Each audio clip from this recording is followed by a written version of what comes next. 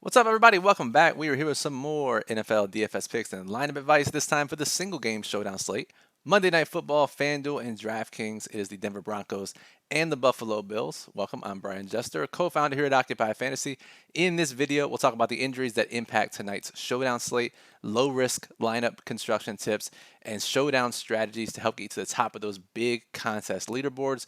Got a bunch of money up top on both DraftKings and FanDuel, so we'll talk about those strategies to give you the best chances to get those top prizes. So let's not waste any time. Let's jump into it. Fortunately, not too many injuries. I guess fortunately, right? Sometimes some of the best showdown slates are when there are some injuries and we get some mispriced players and some uncertainty. But tonight it's pretty straightforward for the most part. If we start on Buffalo side, no injuries on the offensive side of the ball. They are missing two DBs though. Micah Hyde, Christian Benford, two of their other four starting secondary members are out. So while it doesn't impact the player pool, certainly gives a bump to the Denver passing game. If you watch our main slate live streams on Saturdays, we always dive into how the injuries on the defensive side of the ball impact the opposing offenses. And this is no different tonight. So certainly a slight bump in the Denver passing game projections when most traditional projection systems will not be accounting for that.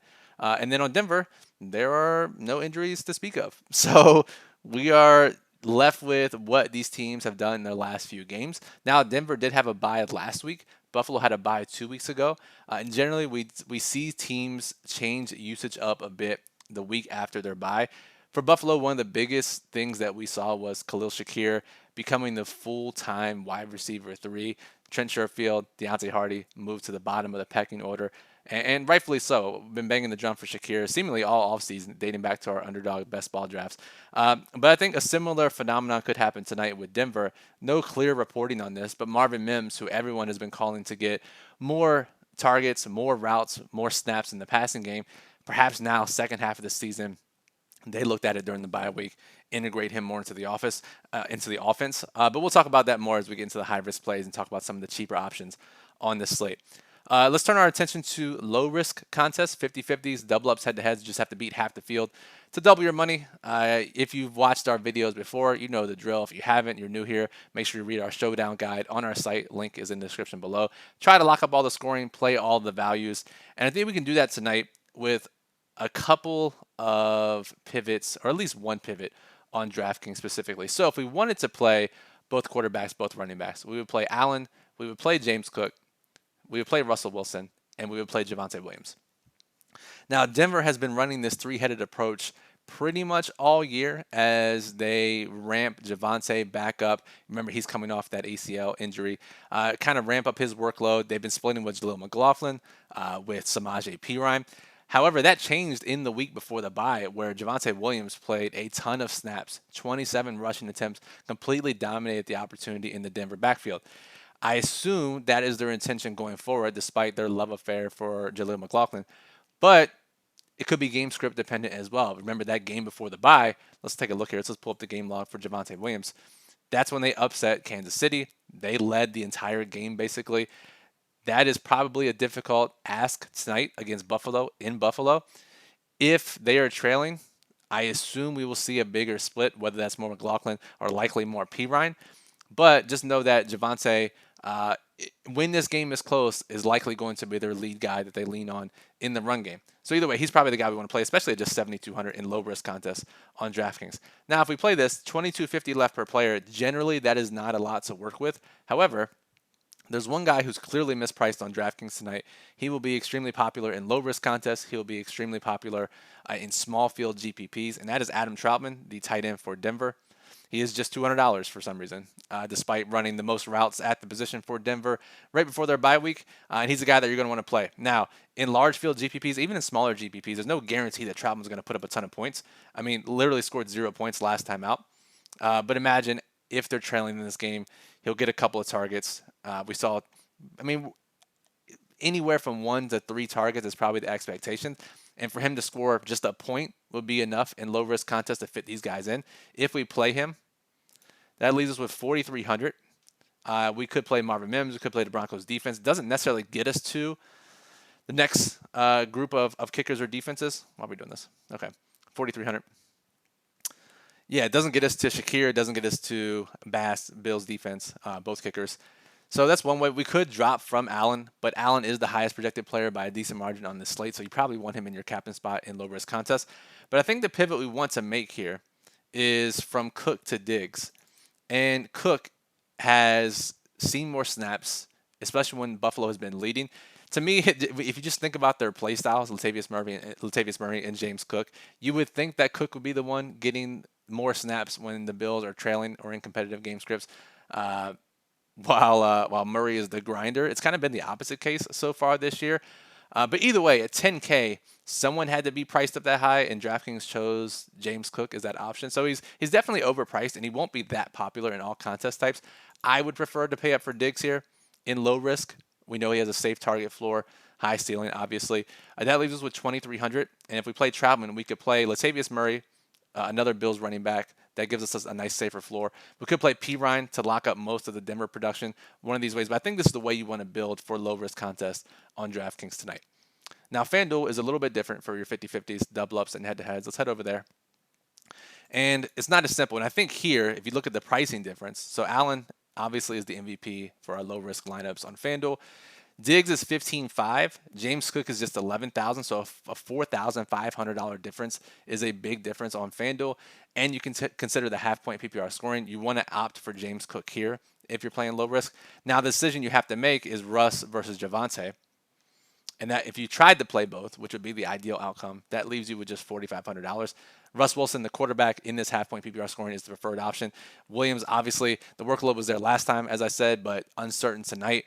And at 12K, he would probably be the one we boot. That leaves you 8,250. Then you could play a kicker, defense, and or a wide receiver 3 or a tight end. And that's probably the way to go. It's not the worst slate for FanDuel lineups tonight. It's not the best either, but it's somewhere in the middle. And I think if you find some contests that has soft competition, DFS users without experience badges, smaller double ups, head to heads, I think you could probably play a lineup like this and be profitable tonight. So, all right, let's switch to high-risk contests, leagues, GPPs, satellites. That's why most of you are here, how to win the big prizes on FanDuel and DraftKings. I do want to give a shout out to one of our Discord members, One Yi, who won 50K in NBA last night using our videos, our showdown guides, not our showdown guides, sorry, our plugs, our Occupy model. So shout out to him. Let's see if one of you can do it tonight in NFL Showdown. So let's see if we can get one of those. So, all right, let's go back to DraftKings for high-risk contests. And let's start with the cheap options at the bottom of the player pool, who's going to be popular, who's not, and just give you some ideas on how you can play these types of guys in your lineups. So we'll go one by one here. As we drop below the kickers and defenses, talked about Shakir already talked about the potential, and again, this is just out on a limb, no real reporting on this, but the potential bump in usage post-bye for a rookie in Marvin Mims.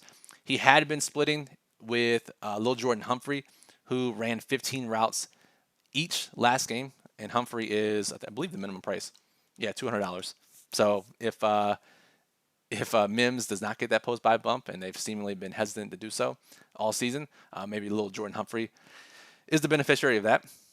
We talked about the McLaughlin and P. Ryan split already. We talked about Latavius Murray. All these guys are great options. When we don't truly know how the backfields are going to shake out, and in a single game, anything can happen. So all these guys are playable in your large field GPPs, especially, and even in small field GPPs. We got McLaughlin, the cheapest and the lowest owned of the bunch. Murray and P. Ryan will both probably exceed, if not climb towards 20% total ownership, while we see McLaughlin under 10 to 15%. So he's the leverage option of this group. And again, just because they gave him fewer snaps in their last game than they had in previous weeks, they're still glowing about this dude. Just search Jaleel McLaughlin's name on Twitter, and you'll see reporters, you'll see teammates, coaches still rave about this guy. So, and he's explosive, so he can get there on a couple of touches. So, like him as a low-owned pivot tonight for sure. Sherfield, again, moves to the bottom of the pecking order, not as low as Deontay Hardy, who ran just 2 or 3 routes the last game out. Sherfield up in that 10 to 15 snap count range. So, mostly out there for his run blocking, but if he's out on the field, he could certainly put up if he scores or gets a couple catches, he could be optimal in larger field GPPs. Who else we got here? We talked about Lil Jordan Humphrey. We talked about Troutman.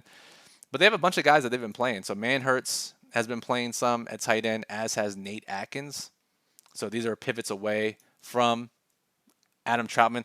Realistically, you probably just want to avoid the position altogether as that is your natural pivot, not play a Broncos tight end. But if you choose to go to one of his teammates, one of his counterparts, Troutman that is, then Atkins or Manhurts are your guys. Anybody else here that we need to consider? Quentin Morris, the number 2 tight end. Dawson Knox still on injured reserve. Dalton Kincaid, clearly the lead guy there, but Quentin Morris will see some snaps tonight. Let me see here. Anybody else? Yeah, that's mostly it. Those are the guys we have to worry about. Let's monitor 4 p.m. practice squad elevations and actives, things like that. Maybe one or more receivers for Denver end up as a potential option. But again, all these guys that I've been talking about, especially in the $200 to $800 range, are mostly 1 to 5% projected ownership. So really just large field GPP plays only. All right, let's go back up to the top here, and let's talk about our true one underperforming wide receiver on the slate. That is Gabe Davis. If you've been around, you know the definition, but for those who are uninitiated, underperforming wide receivers, we put out a list every single week, guys, who have seen a lot of targets, volume, end zone targets through the air, but their expected fantasy points don't match their actual fantasy points. Generally, these guys score touchdowns pretty frequently once they're on the list and have huge games. Gabe Davis is on the list tonight. He was on the list on an earlier showdown slate, scored a touchdown in that showdown slate as well. He's back on the list tonight and, had 0 points against Cincinnati. So we expect him at $7,400 to be pretty low owned for the most part. I don't know if he'll get under 20%, but he won't be as popular as your typical $7,400 player. So that is music to our ears as an underperforming wide receiver. Excellent small field and large field captain at super low ownership. And even on FanDuel, I don't know, probably a large field play only. He is for sure a large field MVP play only over there. But we've seen Gabe Davis have huge games in the past. Could easily be the optimal MVP in a big game at, 1% MVP. So something to consider tonight. All right, what else we got here? Let me pull up my notes really quickly. So talked about James Cook for the low risk section. I mean, I don't think he'll get under 20% just because you have to play somebody and the field's going to play salary regardless. But he's going to be a low owned $10,000 option compared to most 10K options. 25% overall, less than 5% captain. And as we saw in yesterday's Dallas game, while obviously Buffalo is not a 17, 18-point favorite, they are 7-point home favorites here. We've seen Buffalo get after it in some games. They haven't been the same Bills team in recent weeks as we've seen the past couple of years. But if this is a blowout script, Cook could get a lot of work as he's gotten when Bills have led in most games. And like I said, as in the Dallas game yesterday, when a team scores a bunch of points, yes, the studs get there, like CeeDee Lamb. Sometimes the studs fail, like Tony Pollard.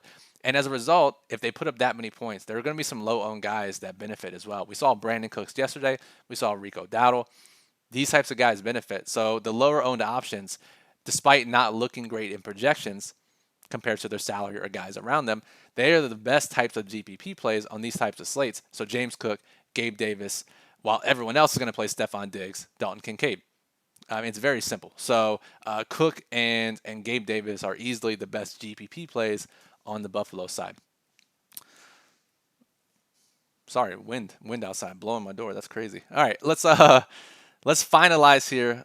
And the final note, as always, can't go a showdown slate without talking about it. But the field is obviously going to build Buffalo heavy here. 5-1 lineups, 4-2 lineups, especially on FanDuel. It's a little more balanced on DraftKings just because of the cheaper guys, Troutman and P. Ryan, as value plays for Denver. But overall, people are going to build with a Bills heavy win in mind. Now, you could just look back to Denver's last game when they blew out the Chiefs. I think blowout's the right term, beating them by 2 scores. And Denver heavy lineups reigned supreme in that afternoon showdown slate. Buffalo has not been the same Buffalo team. They were competitive with New England, lost to Cincinnati last week. I think most fans and reporters are beside themselves when it comes to how Buffalo is performing this year. So many defensive injuries. Already talked about even more guys tonight. If you look at their injured reserve list, they have the defensive linemen, linebackers, DBs. Like everyone's been hurt, and this defense has struggled as a result. Now they have 2 more starters out tonight. So easy pivot tonight, easy leverage is playing Denver heavy lineups. No one wants to play Denver receivers, Cortland Sutton, Jerry Jeudy. Both these guys likely under 30% total ownership in GPPs. Easiest play possible. play those guys tonight. Captains in small field GPPs, captains in large field GPPs, play them heavily. And same goes for FanDuel. We have Josh Allen and Stephon Diggs combining for an outrageous amount of the ownership tonight, and rightfully so. More likely than not, one of these two will be the optimal MVP. But you could play Cook, you could play Russ Wilson, you could play the Denver receivers and get really big leverage. So whenever we see a slate like this, we talk about it in our plug all the time. Either go one route or the other. Either go all in on Allen and Diggs as your MVPs, if that's the route you want to go. And I think there are a decent amount of low-owned options to make that work. Or completely fade them in MVP in your large field GPPs and play Russ, Sutton, Gabe Davis, James Cook, Javonte Williams maybe, and Jerry Jeudy, and get equal exposure to those guys. That way, if one of them hits, you likely have a shot at the top. All right, that'll do it for this video. Appreciate you watching. As always, a couple housekeeping notes. Make sure you're subscribed here on YouTube. It is free to do so. You'll get notified when we go live. Upload any new videos for these showdown slates, main slates. Holidays are coming, so short slates are coming as well. Just subscribing is the best way to get notified when we post out any showdown content. Give us a thumbs up. We appreciate it. Lets us know to continue to make these videos. Helps the channel more than you know. Any questions? I will monitor the channel throughout the day. Drop a comment on this video below. Any questions about tonight's slate? You want to give predictions or opinions? I know you guys love to do that. Go ahead and throw them in the comments below. Our daily plug will be out later this afternoon. If you're watching this after lunchtime, it's probably already live. The link is in the description. Top plays for both sites for different contests, different construction for different contests on both FanDuel and DraftKings. And overall slate notes, make sure you go check it out. Complete roadmap for tonight's slate. Occupied models up and running with projected ownership, as is our lineup builder that allows you to build up to 300 lineups on FanDuel and DraftKings. I think that's it. All right, Brian Jester for Occupied Fantasy. Thank you for listening, and good luck in tonight's Bills and Broncos showdown slate.